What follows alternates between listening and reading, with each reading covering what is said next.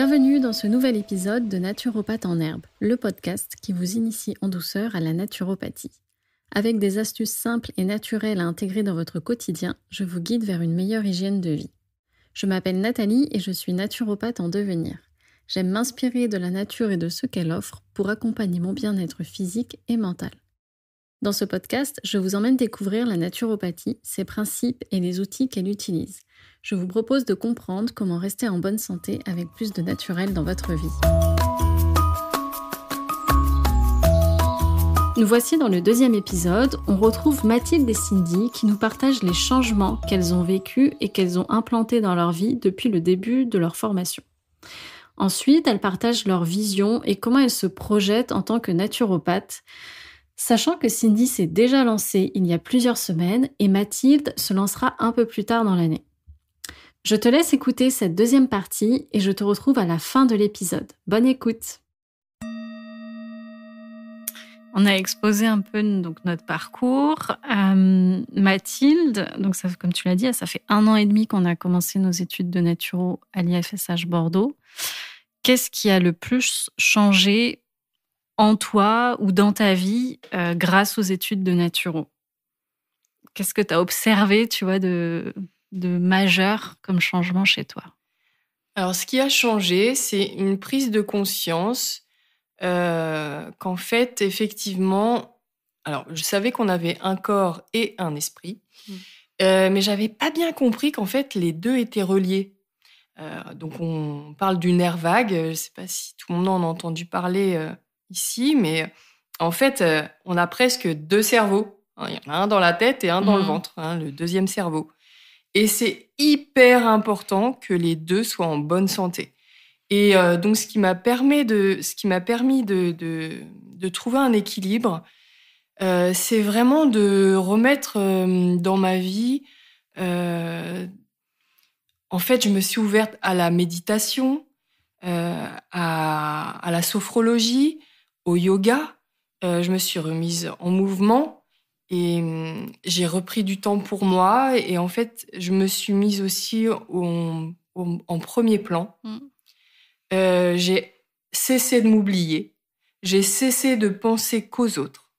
Je me suis de nouveau prise en main et ça a tout changé. Voilà, donc finalement, avec le recul, je me dis que tout ce qui est arrivé ces dernières années entre les 2 burn-out et la rectocolite hémorragique, en fait, ça va me servir. Mes faiblesses d'hier vont devenir mes forces de demain. Et je m'en servirai forcément dans ma pratique. Voilà. Et puis, vraiment prendre conscience qu'on est un tout et il faut vraiment que tout aille bien pour qu'on se sente bien. Sacré changement et sacrée réponse. Je ne m'attendais pas à ça. Ok, très bien.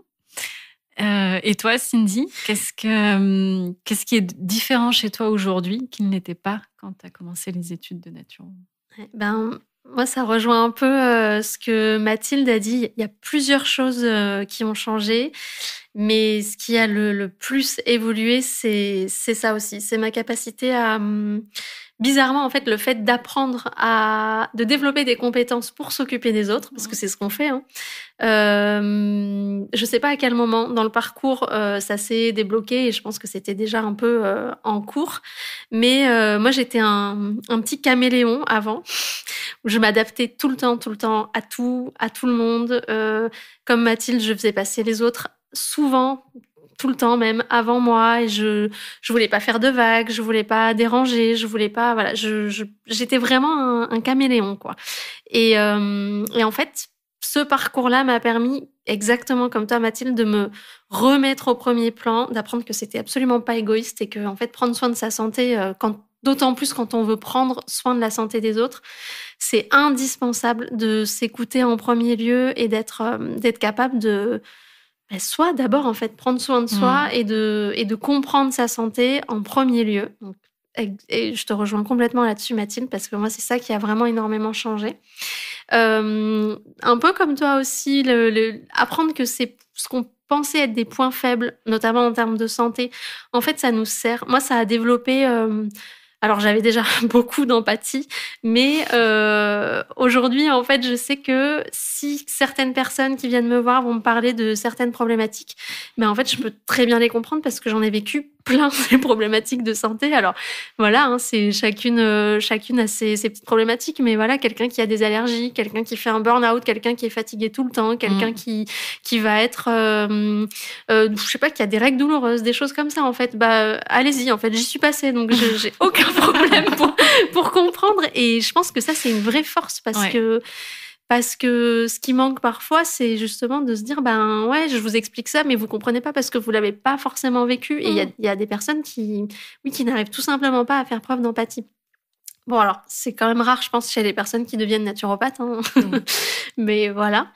Et la troisième chose qui a changé, ça, je pense que ça peut paraître un peu surprenant, mais c'est mon rapport à l'alimentation, où en fait, avant d'être naturopathe, je me disais, je vais pas pouvoir faire ce métier-là parce que je suis beaucoup trop déstructurée dans mon alimentation. Ça va pas du tout, en fait. Je ne suis pas assez naturopathe, en fait, pour être naturopathe. Ça va pas du tout, en fait. Je mange un burger par semaine. Je dis jamais non à un verre en terrasse. Enfin, je veux dire, j'ai pas du tout j'ai pas le profil de la naturopathe parfaite comme on voyait sur Instagram. Et je me sentais mal avant de commencer la formation. J'ai même failli ne pas la faire en me disant je n'ai pas le profil en fait pour faire ça. Et finalement, complètement paradoxalement, le fait d'avoir entamé cette formation et de se voir aussi tous les week-ends, de voir qu'en fait on est toutes pareilles et qu'il n'y a pas et qu'en fait il n'y a pas du tout de naturopathe parfaite et de naturopathie parfaite. Ça m'a complètement décomplexée et je crois que ça a fait une force parce que je me suis dit mais en fait mais c'est ça la naturopathie que je veux défendre. Je veux pas être une nana qui prône je veux dire je veux pas être super végane à manger des jus, à boire des jus tous les matins, voilà quoi. Enfin non, j'ai pas envie de ça. Donc ça, c'est un truc qui a changé et qui m'a enlevé d'un poids que j'avais sur les épaules et d'une pression que je m'étais mise avant d'arriver à l'école. Ouais. D'ailleurs, je trouve que c'est une fausse image. Ça fait partie des clichés de la naturopathe. En fait, on est une personne lambda avant tout et on est des bonnes vivantes. Oui. Et dans notre pratique, les conseils qu'on va donner, ce sera des conseils pratico-pratiques qui seront abordables.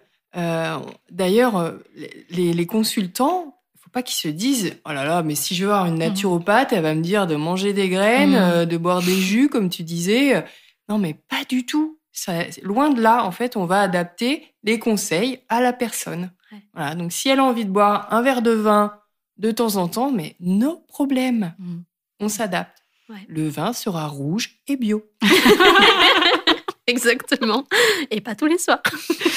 Oui, naturopathie ne rime pas avec, je sais pas, contraintes et cadre alimentaire strict et rigide. Oui, bien sûr qu'on a des petites fringales de tablettes de chocolat ou autre, ou des verres de vin en terrasse. De quoi tu parles, Nathalie? Est-ce que tu fais référence à nos week-ends de cours? Oui, c'est vrai que pendant les week-ends de cours, il y a toujours quelqu'un qui apporte un truc à grignoter. Sucré, du chocolat, un gâteau. Ou salé, du saucisson. Oui, du saucisson aussi, des petits saucissons en sachet, des petites plaquettes de chocolat, des gâteaux, des bonbons. Paradoxalement, à chaque fois, on se fait la réflexion, mais les week-ends où on a formation sont souvent ceux où on mange, où on grignote et on mange pas forcément le mieux du monde. Non. Pas le plus équilibré et tout. Donc voilà, on peut faire une formation naturo et manger des burgers, il n'y a aucun souci. Exactement. Pour terminer là sur notre parcours, j'aimerais qu'on revienne donc sur notre école de formation, l'IFSH, et maintenant qu'on a un peu de recul, qu'est-ce qu'on pourrait dire sur cette école, ce qu'on apprécie et ce qu'on apprécie moins? Mathilde, est-ce que tu veux démarrer? Oui. Alors, ce que j'apprécie, c'est effectivement que il n'y a pas de superflu dans les disciplines proposées. Donc, c'est vraiment les fondamentaux de la naturopathie, avec en plus la réflexologie plantaire et l'iridologie. Voilà. Ce que j'apprécie moins, C'est qu'en fait, on n'a pas passé d'examen pour valider la première année. Tout se passe en deuxième année, donc ça fait un programme énorme sur une journée entière d'examen au bout des 2 ans. Donc ça, c'est un regret. Et un second regret, c'est que j'ai le sentiment de ne pas appartenir à une école. Parce qu'en fait, le siège est basé à Nice et il y a plusieurs sites. Donc il y a Bordeaux, Nantes, Toulouse, Lyon, Paris, Nice Strasbourg. Et Strasbourg. Et j'ai pas le sentiment d'appartenir à, je dirais, une famille, entre guillemets, bien sûr, comme j'ai pu le percevoir à Euronature, par exemple. Voilà, il y a pas de rencontre entre les étudiants. On partage pas plus que ça avec les autres promos, et ça, c'est un petit regret. Ok, d'accord. Et toi, Cindy, quelle critique tu voudrais faire sur l'IFSH ? Alors, dans les critiques positives, la qualité des cours et la qualité des intervenants et intervenantes qui vraiment... ça, pour le coup, c'est quelque chose que je trouve très appréciable parce que jusqu'à présent, on a eu pas ou peu de profs et d'intervenants qui étaient vraiment pas du tout satisfaisants. C'est des personnes qui sont là sur tout un week-end, donc en plus, c'est quand même pas facile parce qu'ils font des cours pendant 8 heures d'affilée, pendant 2 jours, quoi. Et à chaque fois, c'était des naturopathes complètement différents, mais hyper expérimentés, qui nous ont apporté énormément de choses, spécialisés dans différentes problématiques, dans différents domaines, et qui chacun et chacune ont apporté quelque chose. C'était d'ailleurs pas forcément que des naturopathes. Oui, effectivement, oui, c'est vrai, tu as raison de le préciser. Oui. En réflexologie plantaire et en oligothérapie, c'était des spécialistes de leur domaine. Oui, effectivement, on a aussi eu une personne qui était spécialisée dans la naturopathie animale. Oui. Voilà, donc ça c'était très très enrichissant, je trouve, et ça nous permet aussi d'avoir accès à des professionnels qui sont déjà un peu partout dans la France et qui sont tous différents. Donc ça c'est très bien, et la qualité des cours est quand même là. Après, pour les points négatifs, comme toi, Mathilde, je trouve que c'est difficile d'avoir tous les examens sur une deuxième année. Et moi, j'aurais préféré qu'on ait un examen après chaque cours, en fait, après chaque matière, chaque module. Ouais, exactement. Et la deuxième chose, c'est aussi que j'aurais aimé qu'on ait peut-être une introduction à tout ce qui était biologie et biochimie. Parce que c'est des cours qu'on a à distance, donc même si c'est très intéressant et c'est très bien, j'aurais bien aimé qu'on ait une personne qui vienne nous parler de ça sur 1 ou 2 modules plus en détail, parce que ça aurait pu être encore mieux et voilà, et plus enrichissant. Ouais, les cours d'anatomie et de pathologie sont des e-learning. Ils se font sur une plateforme internet. Ouais. Et moi, j'ai pas du tout accroché avec ça. Ouais. En plus, c'est tellement important dans la naturopathie que là, alors après, chacun individuellement va faire la démarche ou pas. Donc, nous, toutes les trois, je sais qu'on l'a faite, mais c'est vraiment, on doit aller chercher l'information par nous-mêmes. Et il va falloir creuser, il va falloir être assez autonome là-dessus en prenant cette école-là. Et ça, je pense qu'il faut le savoir, parce que c'est pas possible, contrairement à ce que certaines écoles peuvent dire, c'est pas possible de pas avoir du tout de base en anatomie au moins, et un petit peu en biologie, en physiologie au moins, pour faire de la naturopathie, c'est pas possible, même si on n'est pas médecin, même si il faut quand même s'intéresser au sujet un minimum, et ne serait-ce que pour comprendre les hormones, les neurotransmetteurs, les choses comme ça, c'est hyper important. Donc ça, c'est le point négatif, je dirais, de cette école. Ouais. D'accord, ok. Voilà. Bon, les filles, là, on a parlé de avant jusqu'à aujourd'hui. Oui. Voilà, on a donné notre contexte, nos expériences, etc.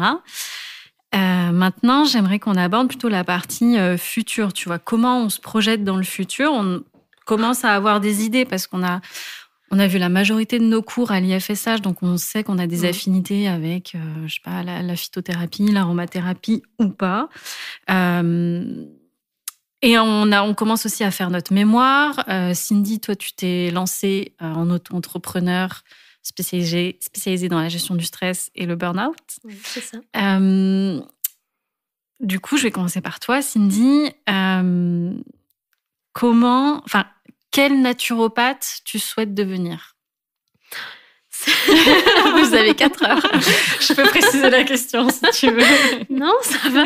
Enfin, ça dépend comment tu t'imagines pratiquer. Non, en réalité, c'est pas une question si difficile parce que si ça t'ennuie pas, je vais la prendre dans l'autre sens et dire quel naturopathe j'ai pas envie d'être pour commencer, parce que c'est ce qui m'a construite en fait et qui a fait que j'en suis là aujourd'hui. C'est parce que je savais justement quel naturopathe je voulais pas être.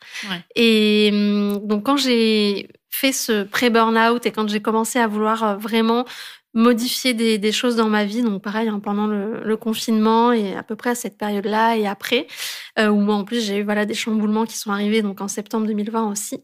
J'ai vu des naturopathes, j'ai voulu me faire accompagner parce que premièrement je voulais savoir si c'était une discipline qui me plaisait vu que j'envisageais de me reconvertir dedans, et en plus de ça j'avais besoin d'accompagnement pour faire des changements dans ma vie parce que je me voyais pas du jour au lendemain modifier mon alimentation, modifier mon hygiène de vie, ça n'avait aucun sens pour moi. Je savais pas ce qu'on mettait derrière ça. Je savais juste que ça allait être compliqué parce qu'en fait, j'allais m'imposer des changements, quoi. Et pour moi, le changement, c'est quand même quelque chose qui est très difficile. Et voilà. Et donc, quand j'ai vu ces naturopathes, ce qui s'est passé, c'est que donc j'en ai vu 3. Et pour les 3, même si elles étaient super et que j'ai pas du tout envie de cracher sur ces personnes-là, loin de là, ce qui m'a manqué, c'était un accompagnement. Je suis ressortie avec une liste longue comme le bras, au moins pour 2 d'entre elles, de compléments alimentaires et avec des changements à faire, mais des changements drastiques. C'est-à-dire que la première naturopathe que j'ai vue, en gros, elle m'a dit, vous arrêtez le sucre, vous arrêtez de manger, je crois que j'avais pas le droit de manger de laitage, j'avais plus le droit de manger plein de choses en fait. Donc j'ai eu des interdictions. Et alors là, ça n'a pas du tout fonctionné sur moi. C'était une catastrophe. Je suis ressortie de là, j'étais super contente parce que on a souvent ce syndrome de je vais prendre soin de moi, c'est génial et tout. Mais en fait ça dure 3 jours. Faut pas se leurrer, quoi. Ça dure 3 jours ce truc. C'est juste le syndrome du 1er janvier et les bonnes résolutions, quoi. En tout cas, à mon sens, c'est ça. Donc, c'est exactement ce qui s'est passé. J'ai pas mangé de sucre pendant 2 semaines, je crois. Puis, au bout de 2 semaines, j'ai déglingué le pot de Nutella parce que j'avais mes règles. Et puis, voilà.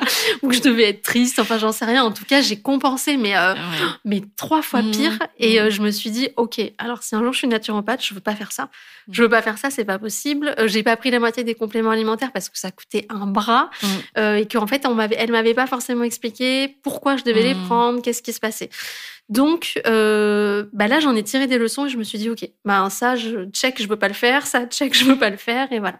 Ce qui fait qu'aujourd'hui, ma vision de la naturopathie, c'est donc, premièrement, ce que je disais tout à l'heure, je veux être naturopathe, mais pas trop. Voilà, je veux continuer à boire mes jus dans ma petite chope de bière et puis boire une bière le soir s'il faut. Je suis incapable j'ai pas envie, surtout, en fait, de me priver ou de me sentir restreinte ou de m'imposer des choix alimentaires, parce que je crois qu'il faut qu'on soit honnête aussi, c'est des choses qui peuvent vraiment arriver quand on devient naturopathe, c'est l'orthorexie, c'est-à-dire tendre vers un mode d'alimentation qui soit extrême et qui soit surcontrôlé. Et ça, c'est pas sain, c'est pas sain du tout. Et voilà, il y a certains ou certaines naturopathes qui ont quand même basculé là-dedans, et c'est pas une bonne chose.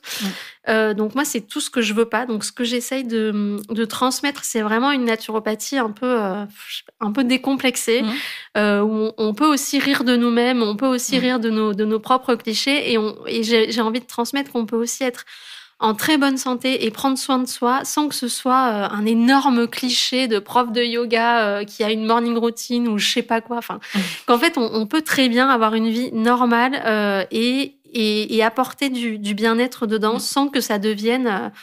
sans devenir un cliché de naturopathe, de prof de yoga, de ce genre de choses. Ça, c'est la première chose qui est très, très importante pour moi et que je souhaite vraiment mettre un point d'honneur dans la manière dont je veux parler et dont je veux communiquer sur moi. J'ai complètement perdu le fil de mes pensées. Quel naturopathe tu ne veux pas être? Ensuite, voilà, la deuxième chose, c'était cette histoire de compléments alimentaires à rallonge où elle m'a pas expliqué pourquoi. Donc, en soi, les compléments alimentaires à rallonge, je suis pas trop pour parce que c'est pas forcément bien. Malheureusement, des fois, il y a des pathologies qui nécessitent quand même qu'il y en ait 2, 3, 4. Ça peut paraître beaucoup, mais en fait... Bon, c'est pas tant que ça, et c'est aussi une question de s'adapter à la personne qui est en face de nous. Donc ça peut être justifié. Voilà, c'est ça, ça peut être justifié. Par contre, ce qui est la deuxième chose, donc ça m'amène à la deuxième chose qui est vraiment importante pour moi, c'est la pédagogie. Moi, je suis quelqu'un, si on m'explique pas, je comprends pas et je m'intéresse pas. Je peux perdre le fil de quelque chose très rapidement parce que si tu m'expliques pas pourquoi il faut faire quelque chose, je m'en fous mais complètement, et je ne vais pas réussir à trouver d'intérêt en fait. Et voilà. Et je pense que pour la santé et pour prendre soin de soi, c'est quand même important d'expliquer aux gens pourquoi est-ce qu'on leur dit de faire ça, d'expliquer aussi aux personnes que ça va peut-être pas être définitif en fait. Parce que moi, quand on m'avait dit t'arrêtes le sucre, oui, mais jusqu'à quand? Parce que je vais pas arrêter le sucre toute ma vie en fait. Voilà, est-ce que ça va être par étapes? Et j'aurais voulu avoir que la personne ait cette pédagogie en fait avec moi et me dise voilà, ce qui se passe dans ton corps, c'est ça, ça et ça. Et puis voilà pourquoi je te conseille de faire ça, ça et ça. Ça va t'amener de ce point A à ce point B. Et ça, pour moi, c'est hyper important. Donc, c'est aussi quelque chose que j'ai envie de transmettre et de prendre le temps d'expliquer. Et la troisième chose, c'est le côté accompagnement. Donc, comme tu le disais, je me suis déjà lancée et je ne propose pas de séances individuelles, enfin si individuelles, oui, mais de séances uniques. Je propose un accompagnement parce que tout simplement, justement, quand moi on m'a dit il va falloir faire tous ces changements, en fait, elle m'a lâchée dans la nature et puis après, elle m'a dit on se revoit dans 3 mois. Premièrement, j'ai pas pris le rendez-vous parce que comme tout le monde, j'ai eu la flemme et que je me suis juste dit oui, c'est bon, j'ai pris soin de moi, c'est cool. Et puis maintenant, en fait, j'arrête parce que pas parce que j'étais pas motivée, pas parce que j'avais pas envie, mais parce qu'en fait, j'avais pas compris que prendre soin de soi, c'est adopter de nouvelles habitudes et se discipliner avant d'être motivé. Parce que personne n'est motivé ni à aller faire du sport, ni à se faire des jus tous les matins, ni à bien manger, ni voilà. C'est normal, on est des êtres humains. Par contre, en comprenant justement et en mettant en place des habitudes sur la durée, longuement, petit à petit, étape par étape, là, c'est comme ça que ça a fini par fonctionner. Mais il a fallu que je me fasse mon mode d'emploi et que je me discipline à un point où je m'en sens. Je sais même pas d'où c'est sorti parce que je suis pas du tout disciplinée. Mais voilà, c'est venu comme ça. Et c'est pour ça qu'aujourd'hui, j'arrive pas à voir la naturopathie différemment qu'à travers des accompagnements où j'ai besoin en fait de prendre les gens par la main et de leur dire oui, tu vas y arriver et on va passer par telle étape, telle étape, telle étape, et tu vas voir en étant soutenu quotidiennement ou en tout cas de manière hebdomadaire, là tu vas y arriver et là ça va aller. Donc voilà, ça c'est vraiment ma vision de la naturopathie et voilà. Ouais, l'idée des changements qu'on propose aux personnes qui viennent nous voir, c'est pour leur bien-être, mais que ce soit des habitudes qui soient pérennes, donc c'est ça. À mettre au fur et à mesure dans sa vie, un petit peu en fait tous les jours, et pas de gros changements drastiques qui tiennent pas sur la durée. Non, et puis qui sont c'est trop en fait pour une personne parce que ça fait beaucoup. Et je pense que peut-être qu'on a tendance à l'oublier en tant que naturopathe, mais nous on infuse en fait avec nos formations pendant 1 an, 2 ans, 3 ans. On a le temps en fait de digérer, de faire des changements, de tester, d'échanger entre nous. Mais il faut pas qu'on oublie que les personnes qui viennent nous voir, elles n'ont pas un diplôme en naturo, elles n'ont pas cette expérience-là. Elles viennent juste avec leur bagage, leur addiction au sucre ou à je ne sais quoi. Et on peut pas leur dire du jour au lendemain, tu vas arrêter tout ça et puis dans 3 semaines, ça ira mieux.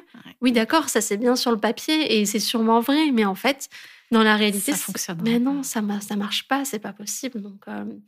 Donc pour moi, il y a vraiment cet aspect pédagogie et accompagnement qui doit primer et qui est hyper important. Sans oublier un peu d'autodérision et du coup, parce que... oui, voilà. Donc ça, c'est ma vision de la naturopathie. D'accord, merci. Et toi, Mathilde, est-ce que tu sais déjà, est-ce que tu te projettes déjà en tant que naturopathe et comment ? Alors oui, j'y réfléchis. Donc moi, j'aimerais lancer mon activité en octobre 2023, après l'examen de septembre. J'aimerais proposer des consultations en cabinet sur le secteur de Nansouty, Gare Saint-Jean, en visio également, et puis à domicile. Alors à domicile sur Bordeaux, éventuellement Bègles, mais comme je me déplace à vélo, ça restera dans un secteur assez restreint. M'envoyez pas à Pessac, par exemple. Je suis désolée, je ne viendrai pas. Et en plus, je sais qu'il y a d'autres naturopathes sur Pessac. Donc voilà. Donc il y aura, selon moi, c'est en construction tout ça, mais je pense qu'effectivement, je proposerai des rendez-vous, donc un suivi à court terme, c'est-à-dire une première consultation suivie d'une consultation de bilan quelques mois après, pour faire le point sur l'hygiène de vie, apporter quelques conseils pratiques, faire des ajustements. Mais comme l'a expliqué Cindy, je pense que les changements ont besoin de s'instaurer dans le temps. Et donc là, les consultations comme ça en suivi court, c'est vraiment du ponctuel pour soutenir une personne qui a déjà engagé un changement. Et je souhaite proposer un suivi plus long, là pour des pathologies qui sont plus lourdes, où en fait il faut vraiment s'inscrire dans le temps. Voilà, donc ça s'étalera sur plusieurs mois. Donc je souhaite aussi mettre à profit ce qu'on nous a enseigné, c'est-à-dire l'iridologie, donc l'étude de l'iris, et la réflexologie plantaire. J'aimerais aussi me former au massage. Donc pour l'instant, j'ai pas encore défini lesquels. Je pense qu'il y aura le massage drainage lymphatique, par exemple. J'aimerais que ce soit pas forcément un massage bien-être, mais qui a un aspect thérapeutique dans le soin. Tout ça, c'est à définir. J'aimerais me former aux fleurs de Bach aussi. Et à plus long terme, à la méditation aussi. J'aimerais proposer des séances en groupe et des ateliers également en groupe. Parce que pour moi, le groupe est porteur d'une belle énergie et j'ai pas forcément envie de travailler toujours toute seule dans mon cabinet ou à travers un écran en visio. J'ai vraiment envie de faire partager tout ça en direct avec plein de gens, plein de belles énergies. Voilà, parce que le groupe, ça me porte et j'ai vraiment envie de ça. Voilà. En tout cas, moi, j'ai vraiment à cœur d'avoir une pratique rassurante pour le consultant, facile d'accès, une pratique positive. Voilà, ne pas tout le temps être que dans la restriction. Alors, effectivement, ça en fera partie, ça c'est sûr. Il y a des changements qui doivent s'opérer. Et aujourd'hui, on est plus dans l'excès qu'autre chose. Donc, évidemment, il y aura des restrictions. Je suis désolée. Oui, mais c'est réduire un excès. Oui, voilà, réduire un excès et pour aller vers le mieux. Donc, il y a un bénéfice, en tout cas, à faire des modifications dans son mode de vie. De toute façon, je pense qu'il faut aussi quand même avoir conscience que même si on est en tant que naturopathe dans une démarche où on veut être un peu décomplexé, un peu ne pas être drastique, ne pas être trop restrictif, il y a des changements qui doivent s'opérer. Et, enfin, en tout cas, la santé ne peut pas se retrouver si on continue les habitudes qu'on a, en fait. On est obligé de faire des changements. On est obligé de passer par là. Le tout, c'est de savoir guider les personnes et c'est aussi à nous de pas être... de savoir s'adapter à la personne qui est en face de nous et de ne pas être trop drastique si la personne n'est pas du tout prête. Les changements, ça peut se faire à petite échelle aussi, mais comme tu dis, c'est inévitable de faire des changements et de faire des petites restrictions aussi. C'est sûr, bien sûr. En tout cas, j'ai vraiment envie que le consultant il se prenne en main.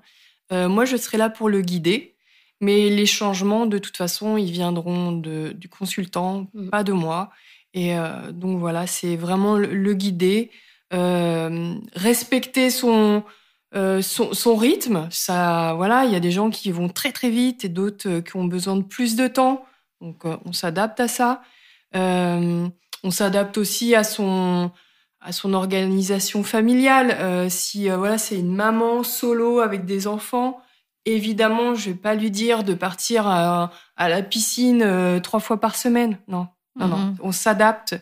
Chaque consultant, chaque mode de vie, c'est adaptabilité. Oui, t'as raison, c'est notre rôle aussi de savoir comment conseiller tel profil ou tel profil.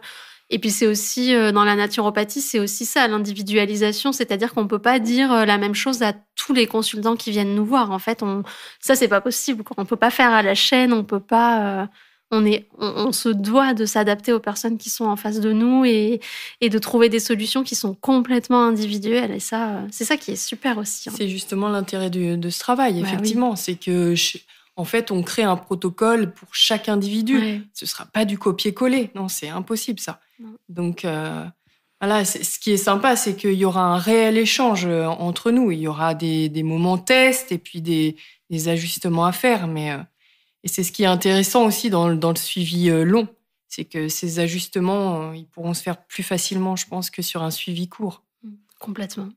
Voilà. Et puis, c'est vrai que moi, j'aime bien le travail en pluridisciplinarité. Donc, je resterai humble, en fait, et quand je sens que c'est pas mon ressort, je pourrais réorienter sans problème en expliquant à la personne, voilà, là, ça, je peux vous aider. Par contre, il y a un autre espace où moi, je ne saurais pas vraiment vous prendre en main, je ne saurais pas trop vous accompagner, donc je préfère vous réorienter vers quelqu'un d'autre. Voilà, ça ne me posera pas de difficulté. Et également, ce que j'aimerais, c'est que, en fait, par rapport au rendez-vous qu'on a chez un médecin, le médecin, il a 1 quart d'heure à nous consacrer. La naturopathe, en fait, le rendez-vous, il se fait sur 1h30 à peu près. Donc, j'ai vraiment à cœur que le consultant, il puisse poser ses bagages, en fait, arriver chez moi, j'allais dire, arriver en tout cas jusqu'à moi et m'expliquer ce qui l'amène. Et voilà, et que ce soit comme une bulle de réconfort, une bulle de lâcher prise, où ils se sentent vraiment à l'aise. Il pourra tout me dire. Et puis, voilà, au fur et à mesure, je l'aiguillerai. Et vraiment, j'espère qu'il ressortira du cabinet en se disant « Ah ben là, je me sens plus léger, j'ai le sentiment d'être accompagné, j'ai le sentiment que je vais pouvoir me faire aider. » Et je me sens déjà mieux rien qu'en ayant exposé ma situation. Voilà. Bien sûr. Et ensuite, effectivement, comme l'a dit Cindy, il y aura des changements à opérer. Là, ce sera sa partie à lui. Et je crois que je veux bien rebondir aussi sur ce que tu dis par rapport à la confiance, parce que ça, je crois que c'est quelque chose qui est vraiment, vraiment important dans ce métier-là, d'arriver à développer la confiance avec la personne qui vient nous voir. Et ne pas sous-estimer les bénéfices de l'écoute, en fait, pour une personne, parce que c'est vrai que chez un médecin, comme tu disais, on reste 5 minutes. Quand on va voir un naturopathe, c'est 1 heure, 1h30, parfois même plus.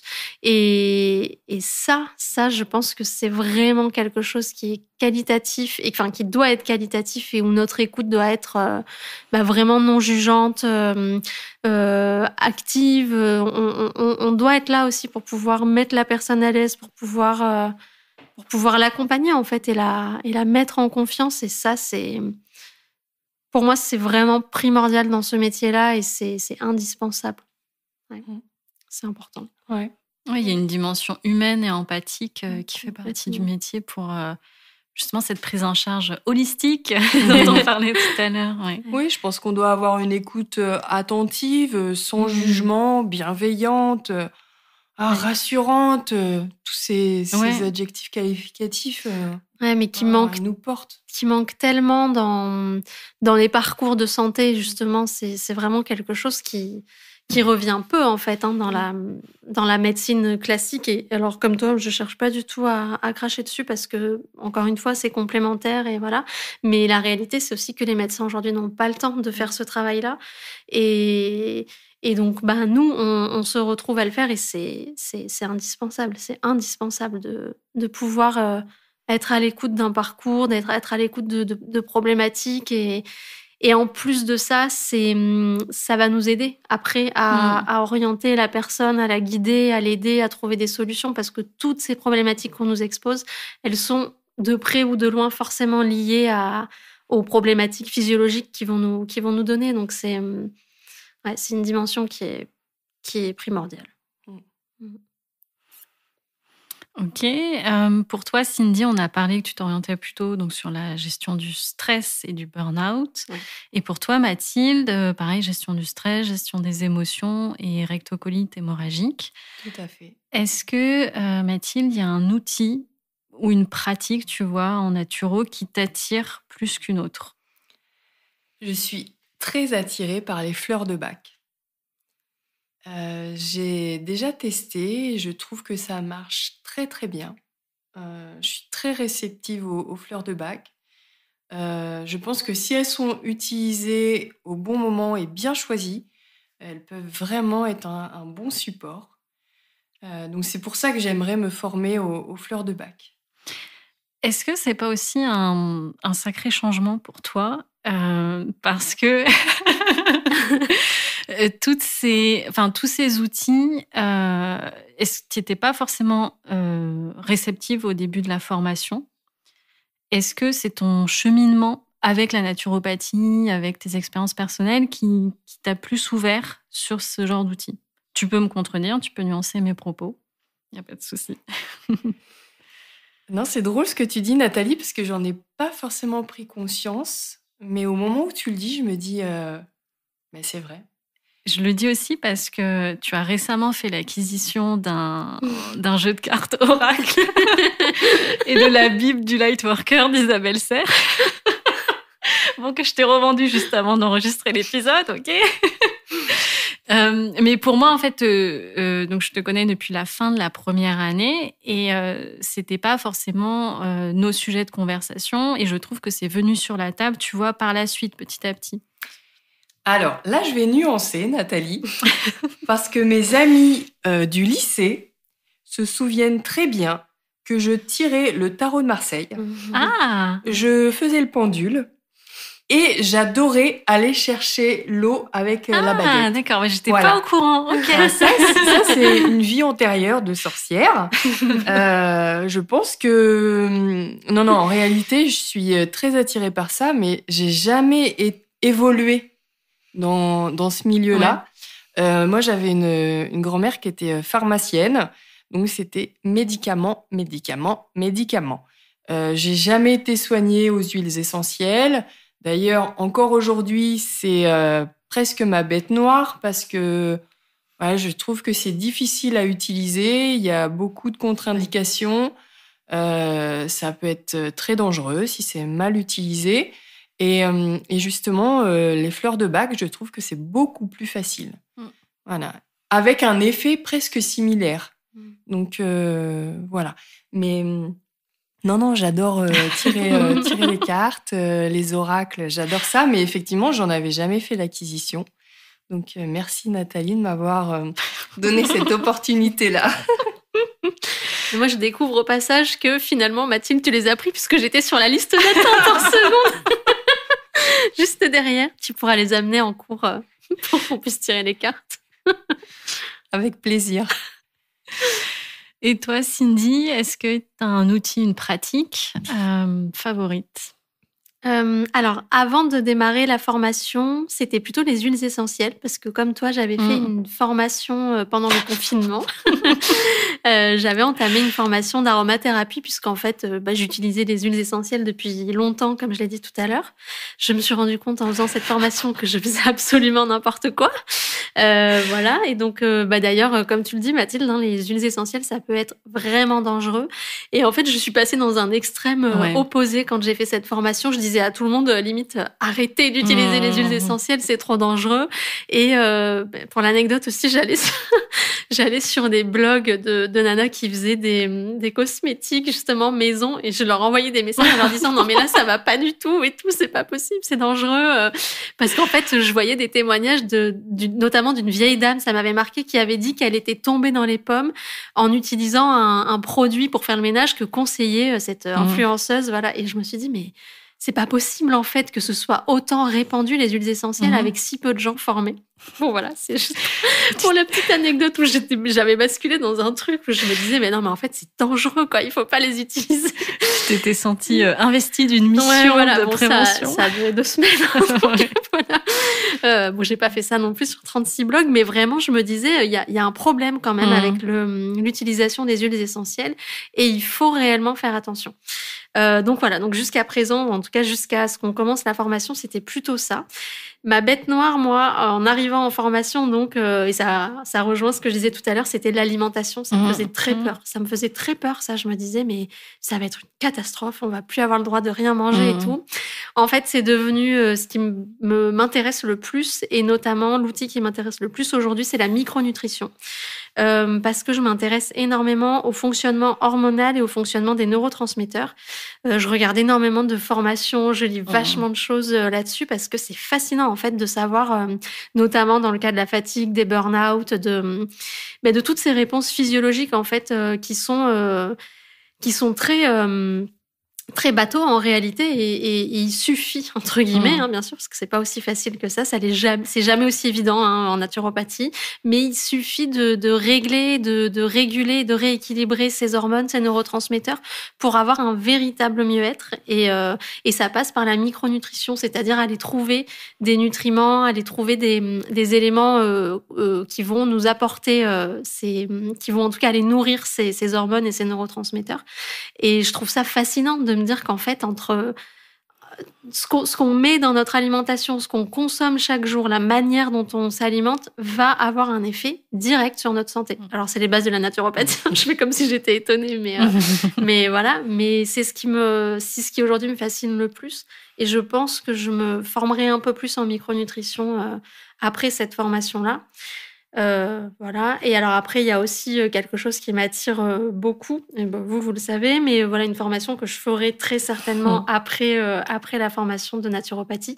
C'est une formation en coaching parce que je trouve que c'est un outil qui serait super à ajouter à la naturopathie pour pouvoir traiter mieux et avec de vrais outils l'aspect psycho-émotionnel. Et ça, c'est quelque chose que je trouve vraiment génial, en fait. Donc voilà, ces 2 éléments-là, et surtout la micronutrition, c'est ça qui m'a fait...